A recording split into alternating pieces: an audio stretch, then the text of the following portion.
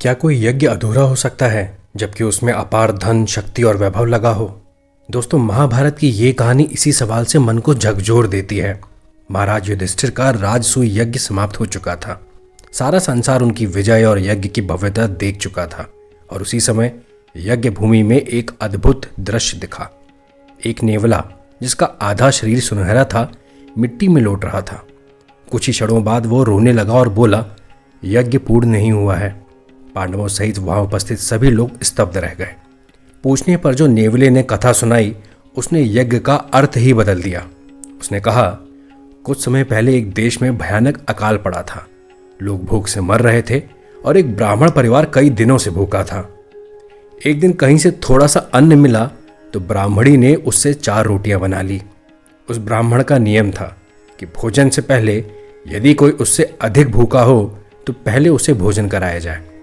उस दिन भी उसने पुकार लगाई, जो हमसे अधिक भूखा हो उसका अधिकार इस भोजन पर है, वे आए और वह अपना भाग ग्रहण करे। तभी एक भूखा प्यासा चांडाल वहां आ गया। ब्राह्मण ने अपने हिस्से की 1 रोटी उसे दे दी। उससे पेट ना भरा तो पत्नी ने अपनी रोटी दे दी और फिर बच्चों ने भी बिना कुछ कहे अपना हिस्सा सौंप दिया। जब वह चांडाल भोजन कर चुका, पानी पीकर हाथ धोए तो कुछ बूंदें जमीन पर गिर गईं।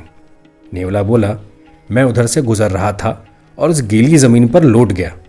मेरे शरीर का आधा हिस्सा ही जमीन से लगा और वही हिस्सा सोने जैसा चमक उठा।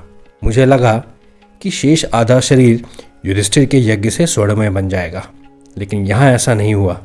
इसलिए यह यज्ञ मेरे ख्याल से पूर्ण नहीं हुआ है। और यहीं से कहानी का सार सामने आता है। दोस्तों, यज्ञ की महानता उसकी भव्यता में नहीं बल्कि भीतर की उस त्याग भावना में है, जहां अपने हिस्से का आखिरी कौर भी किसी भूखे को सौंप दिया जाए। यज्ञ जब त्याग से जुड़ता है तभी वह संस्कृति बनता है और वही संस्कृति समाज को सच में धन्य बनाती है। दोस्तों, ये कहानी है वैदिक सिस्टम की सीरीज प्रज्ञा पुराण से। Must follow, subscribe and do like, comment and share. जय महाकाल।